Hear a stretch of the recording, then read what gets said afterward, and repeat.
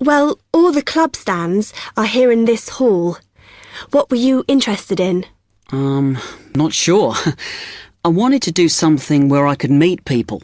Well, take this leaflet with details of all the clubs and see what you think. Oh. It'll probably depend on what day you're free. Like on Mondays, there's the film club. Then on Tuesdays, you've got the climbing club. That's really good. I'm in that. Then on Wednesdays, you've got chess, if you want something a bit more intellectual. But you should look through carefully because all the clubs run extra activities as well as their normal meetings. Oh, yes, I see. So it looks like the film club has discussions after the films. I'd quite like to go to those. Then climbing. Goodness. It says here that the university has its own climbing wall. That's impressive. And they go on weekend trips. Cool. And it says the chess club normally just does games with whoever turns up, but it also runs competitions sometimes. But I bet you've got to be pretty good to do that. Yes, I think so. And how many people are in the clubs? Are they all really full? Well, obviously they're all different. So, for example, the film club has just increased its membership from 85 to 125. But I think they're hoping to extend it to 150. The climbing club's quite small, 40 people. And the chess club is fairly healthy at 55. Right. OK. So who do I see if I want to join these clubs?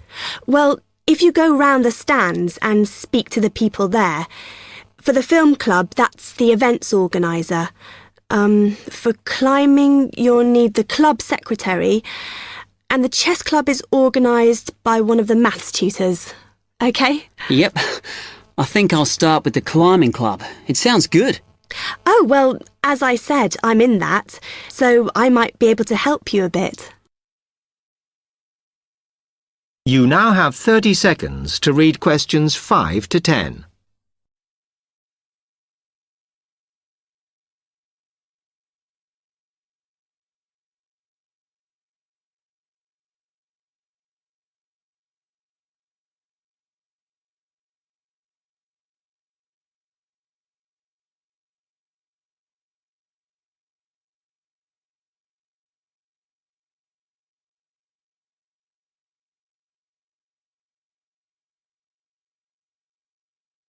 OK.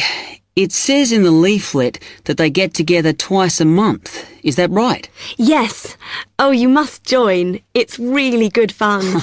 We go away quite a bit to North Wales, and every year we have a special excursion, usually to France, which is where we're going this year in the spring. The weather's too unpredictable in the autumn. Wow, that sounds good. But it must cost a lot. Yeah, but we try and save up for it through subscriptions. So rather than having a huge sum to pay in the month we go, we collect those weekly, so it spreads it out. Good idea. I think I'll definitely join. There are quite good benefits you get from joining. I mean, you need that, don't you? And the university clubs normally try and do deals with local businesses, so it's really worth joining. Like in the climbing club, they've got a special arrangement with one of the shops in town. So if you show your card, you can get money off equipment. Don't think the discount extends to clothes, though. That's really worth it then. I'll go over and talk to them now. OK. Hope you do join. Oh, and another thing I meant to say. If you do become a member, you automatically receive a magazine once a year.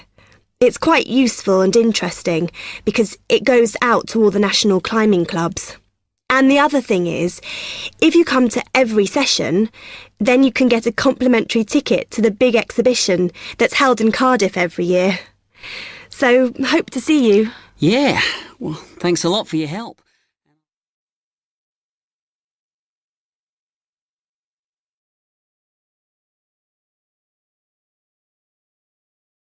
That is the end of part 1.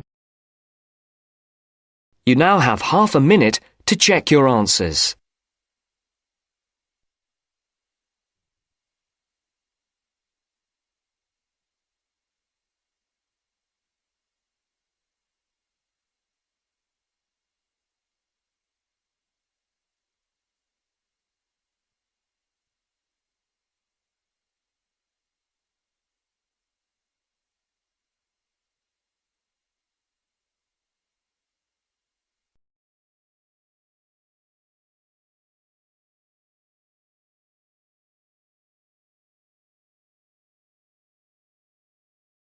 Now turns to Part 2. Part 2. You'll hear a dialogue between a foreign student and a student union officer. As you listen, answer the following questions.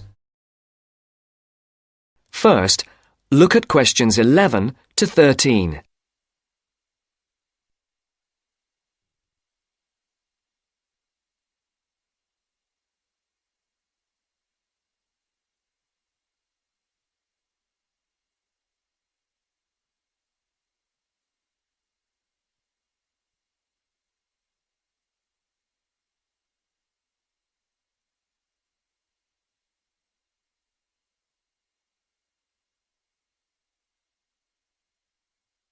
As you listen to the first part of the interview, answer questions 11 to 13.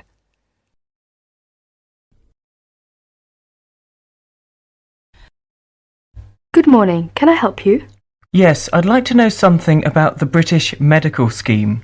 Yes. What's your question? Can I use British doctors if I fall ill? That will depend on how long your course of study is. If it is 6 months or more, then you are entitled to treatment from the British medical scheme, called the National Health Service, NHS, as if you were a British citizen. With the NHS, consultations with doctors are free, but you will be asked to pay something towards the cost of medicines.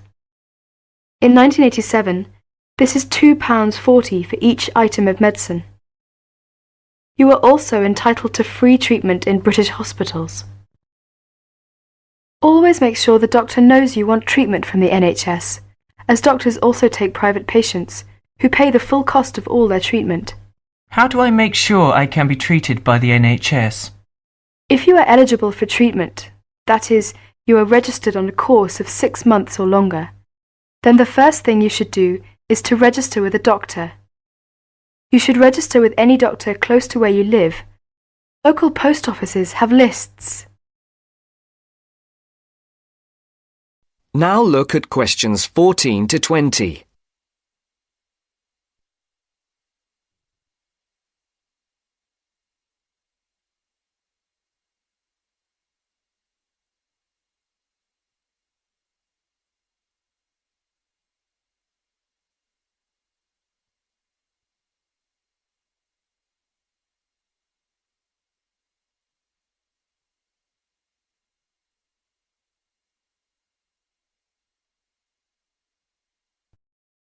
All you need to do is visit the doctor or the doctor's receptionist during consulting hours and ask to be included on the doctor's list of patients. If the doctor decides to accept you, you will then be sent a medical card by post, which will carry your National Health Service number. Take great care not to lose this. If the doctor cannot accept you, try elsewhere or contact the local family practitioner committee. You can get the address from the post office or any doctor. Find out your doctor's consulting hours from the doctor or the receptionist and ask whether or not you need to make an appointment before seeing the doctor. Remember to be on time for any appointment you make. You can see him or her during those hours unless you are seriously ill. If you are seriously ill, the doctor can be called out to see you. Once you have registered, you should tell your warden, landlord, landlady or a friend the name, address and telephone number of your doctor, so that if you are suddenly taken ill, the doctor can be called out to see you. I see. Could you tell me something about British hospitals? Yes, hospitals provide specialist treatments, or treatment for which any kind of extended stay is required. Your doctor will recommend you to go if it is necessary. Casualty or emergency treatment following accidents is free for everyone. As not all hospitals provide such services, you should find out which local hospitals do, in case you ever need treatment. How about dental care in Britain? You can find lists of dentists who give National Health Service treatment at local main post offices. You do not register with a dentist, but you should ask whether they are willing to give you NHS treatment. as dentists are free to accept or refuse patients and to provide private treatment only. If you are accepted, you should give the dentist the NHS number which is on your medical card. There is a charge for all dental treatment. For basic treatment, this could be up to £17. More extensive dental treatment will cost more if you are not registered with a doctor. You will have to pay the full cost of dental treatment as a private patient. You will have to make an appointment to see your dentist and should give notice if you are unable to attend an appointment, or you will be charged for loss of time. You should try to have your teeth checked at least once per year by the dentist. From the NHS, you are entitled to a free 6-monthly checkup. Thank you very much. This helps me a lot.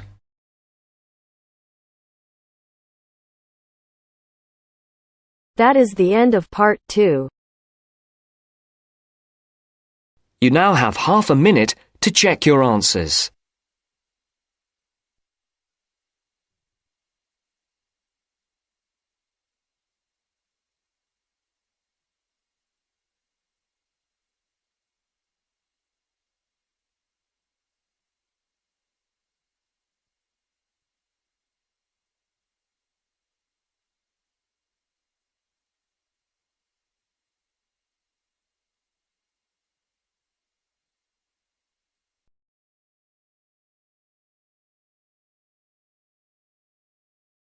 Now turns to part 3. Part 3. First, you have some time to look at questions 21 to 25.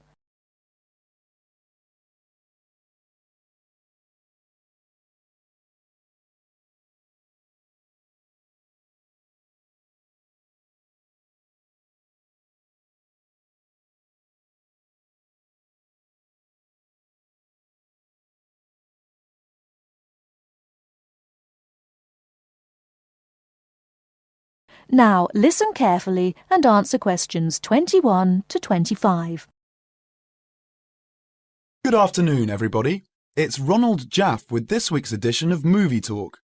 First, let's look at the films this week in the theatre. The Kid Rides Again, When You Find Love, and Wronged. The last of the three, Wronged, is definitely the best. In fact, one of the best films in a long time, with Henry Michelson and Joanne Seymour. It is about a man who gets a life sentence for a murder he did not commit. In the style of the films of the 40s and 50s, it is a modern story of a man and his wife, wonderfully played by Joanne Seymour. They fight to make people believe Thompson is the wrong man and not the killer. The strength of their love is wonderful, even after Thompson has been in prison for 15 years. Of course, I won't tell you what happens after Thompson's 15th year in prison. That would ruin the story. But if you see no other film, you should see this one. The story may be old, but the acting is great, and it will hold your attention from beginning to end. Unfortunately, I can't say the same for When You Find Love. Just another silly story about how boy meets girl, boy loses girl, boy gets girl again, and they live happily ever after. Before you hear the rest of the talk, you have some time to look at questions 26 to 30.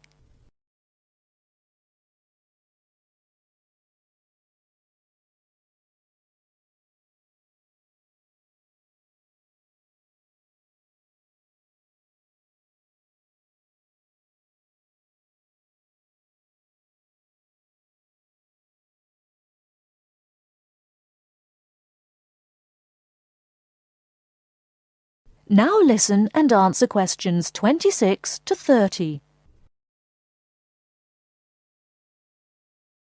Hollywood ever get tired of such stupid films? Yet, on a New England college campus, the star of the movie, Tommy Seal, is a freshman. He meets the 2 years older Stephanie Fool, played by Sally Evans. In real life, she must be at least 30, not 20. Well, Billy, our hero, has had a hard time with Stephanie. After all, he is so much younger. But they fall in love in about a minute, as long as it takes to take a picture with a Polaroid, and they are both so happy, in true paradise, until Buck, the star football player, played by Ronco Starr, the only good acting in the film, steals Stephanie away from the poor Billy. He is, after all, a senior and football star, and the rest of the film is about, naturally, how Billy gets Stephanie back, making her remember their love. He shows her that he, not Buck, is the man for her. Well, if you can stand a stupid story and bad acting, then take your 8-year-old child to see When You Find Love. Anyone older will leave the theatre before the movie ends. And finally, The Kid Rides Again, a western about a young cowboy, Kit Barnes, who stops the bad guys, the robbers, the killers, and plain old bullies and helps the good guys. Kit is fast with a gun and never once in this cowboy. Kit is the cowboy who never stays in one place for a very long time, who leads a lonely but very free life. Nothing new on the storyline, but a good classic-style western with good acting. Peter Sells as Kit catches just the right mood. He's an excellent and natural cowboy. There are beautiful scenes of the open country in the West and enough action to hold your interest. A good cowboy film for those who, like me, always enjoy seeing the Old West. And now, before we go on with the news from Hollywood, a word from our sponsor.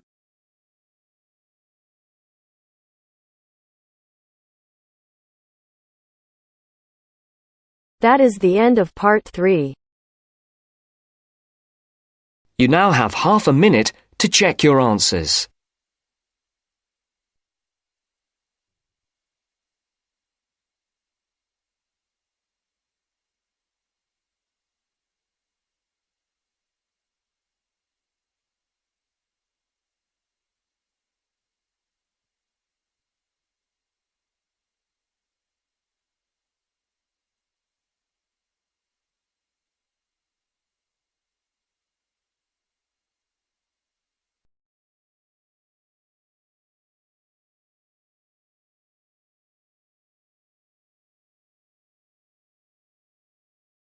Now turns to part 4. Part 4. Now turns to part 4. Part 4.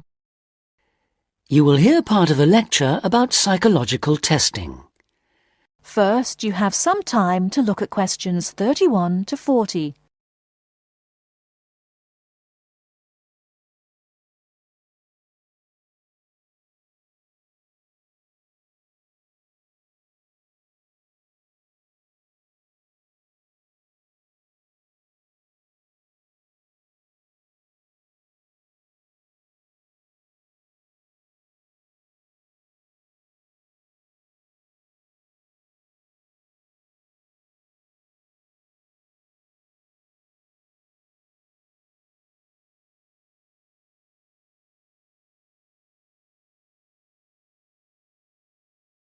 Now listen carefully and answer questions 31 to 40. Hello, my name is Alexandra Blaby, and today I'll be talking about one of the ways in which personality can be assessed, psychometric testing. Psychometric literally means measuring the mind, and there are many carefully constructed tests which attempt to carry out this process. Probably the most common use for these tests is to help people find out the careers that most suit their personality. Many employers ask new job applicants to take a psychometric or personality test as part of their selection procedure. One of the features of this type of test is that there are no right or wrong answers to the questions. For this reason, it would be more accurate to call them assessments rather than tests. There are 4 main types of personality test currently in use. These are questionnaires, ratings tests, projective tests, and objective tests. Let's start by considering questionnaires, as these are by far the most common method. Here, subjects are asked between 50 and 100 questions about themselves. A typical question might be, do you enjoy spending time alone? There are 2 advantages to questionnaires. Firstly, they are easy to administer, and secondly, the questions are answered by the person who knows the subject best, themselves. By contrast, a ratings test is done by someone who knows the subject well rather than the subjects themselves. A rater might be asked, for example, to agree or disagree with a statement about the subject. A typical statement might be, "He laughs a lot." The effectiveness of ratings tests depends on how well the rater knows the subject. Projective tests ask the subject to make sense of information which is unclear in some way. In the famous ink blot test, for example, subjects have to say what a patch of ink on a piece of paper looks like to them. Finally, objective tests. In these tests, the subject has to engage in a physical activity. How they do it will tell the tester something about their personality. For example, the subject might be asked to blow up a balloon until it bursts. From observing how the subject does this, the tester will be able to say how timid or brave he or she is.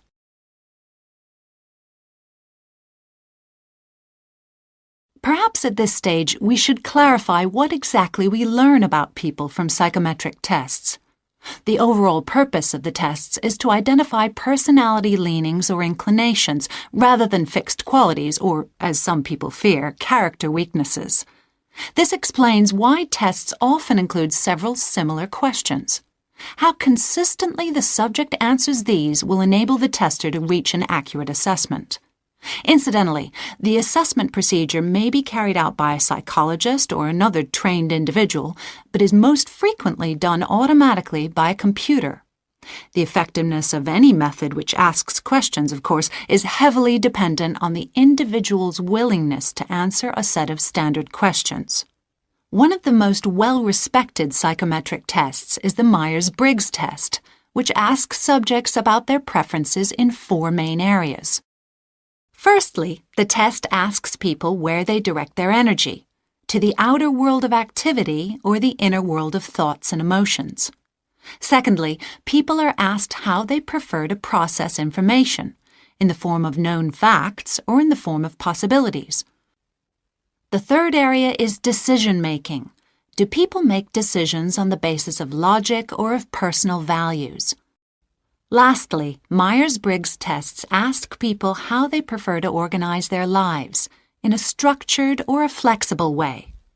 Although there are those who disapprove of personality testing, there is no doubt that it is here to stay. Human beings have always been curious to find out about themselves and others. Psychometric testing gives them an objective, scientific means of doing this. Well, that's all for today. Tomorrow I'll be examining ways of measuring intelligence.